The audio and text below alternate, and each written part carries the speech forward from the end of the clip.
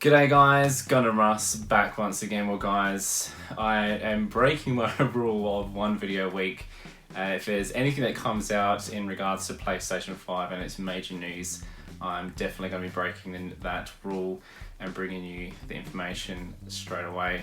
So I woke up today super excited to bring you this information. They have finally released the image of the new PlayStation 5 controller, and you guys know how much I love my controllers. As you can see here, big collector of the PlayStation 4 controller, one of my favorite controllers of all time. Some people like to collect consoles, but controllers are for me, so this information was super exciting. So I've brought my laptop out here because I want to read some key points from PlayStation as we go through. We've reached an exciting milestone with the PlayStation 5. As we're starting to ship our new controller in its final design to developers, we are implementing its unique features into their games. But first, we wanted to share with everyone in the PlayStation community to get the first look at the Duelsense Wireless controller. So there we have it guys, there's the official name, it's called the Duelsense, which I think is really cool. And here our vision for how the new controller will captivate more of your senses as you interact with the virtual worlds in PS5 games. PlayStation also went on to say how the PS4 was, one of their most successful controllers, and I have to agree. It's just a great feel, this controller. And their biggest feature they were saying was the share button. I personally didn't use it a lot. For me, I'm a bit antisocial. I wouldn't say I'm antisocial, but I tend to like to play games by myself. I don't really go online too much, so the share button wasn't for me, but I can understand that online gaming is absolutely huge at the moment, and that would have been a key feature. Now, I'm sure you guys have been saying, hurry up Ross and show us the photo, and I'm going to do that right now, guys. Wow, have a look at this, guys. It is super sleek. Straight away, I get Xbox vibes with this, probably the Xbox 360 more or less. It just has that, beautiful shaved down sides and rounded top. It looks absolutely amazing. I can tell by looking at the photo, not a lot has happened to the D-pad or physical buttons, which I think is a good thing. If it's not broken, why fix it? I know a lot of people still have issues with the D-pad, especially mainly people that play fighter games, and I can get that, I understand.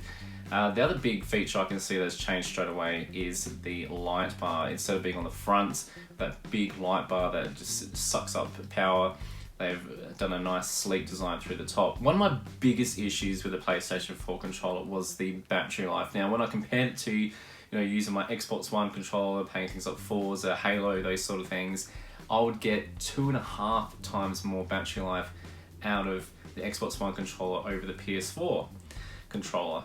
And that was even, playing long stints on, Forza where you're heavily pushing down on the buttons for acceleration and that sort of thing, or even doing, things like fighters where you're constantly pressing buttons.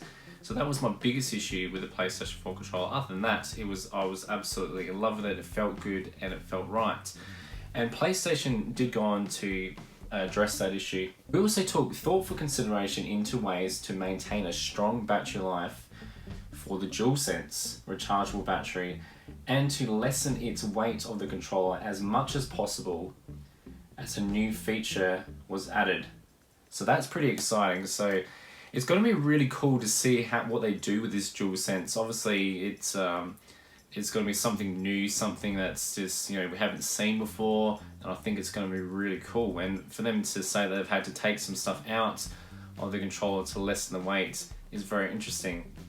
I mean, when you look, if you've ever opened up a controller, especially these ones here, there's not a lot to them, and that's why I guess why a lot of people tend to go for, more premium brand controllers, because the parts inside and the battery life tend to be a little bit stronger. So it'd be interesting to see how good this DualSense controller is going to be and what sort of price they're going to put on it.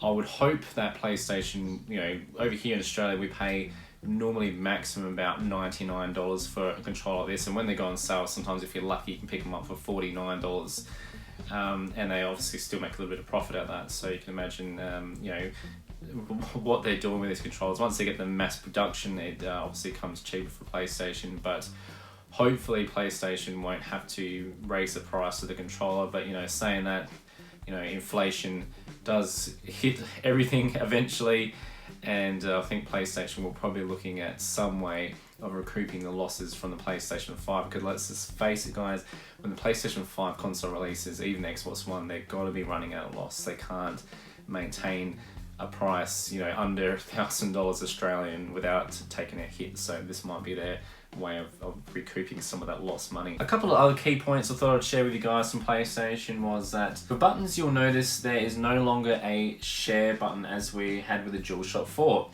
Don't worry, it's not going away. In fact, we've built up on the success of the industry's first share button to bring you a new create button feature.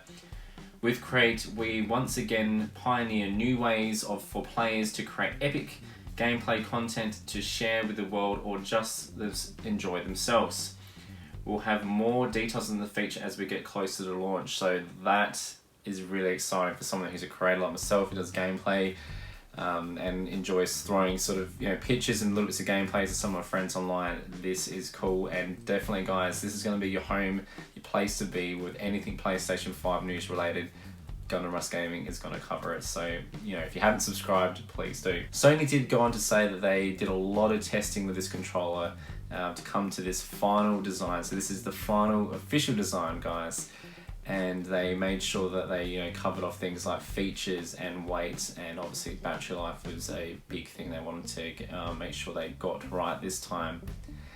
Well guys, from me, I personally love this design. I think it's really bold and awesome to see PlayStation, you know, step out of their comfort zone. When you look at, you know, the history of the PlayStation controller, when you go from the sort of the PlayStation 1 all the way through to PlayStation 4, there hasn't been a huge amount of changes. And I know a lot of you guys are going to say, well, yes, there has. And I understand, you know, technology-wise, you know, yes, going from that, you know, physical input, you know, controllers that we had with the PS1 and PS2, you know, seeing the controllers go from no rumble to having DualShock, to then going wireless to the PS3, and then having things like the share button. Yes, of course, every controller has improved on the last, but this one, to me, looks like it's going to be the biggest change physically and tech-wise as well. So this is just got me super excited, and I'd love to hear from you guys below.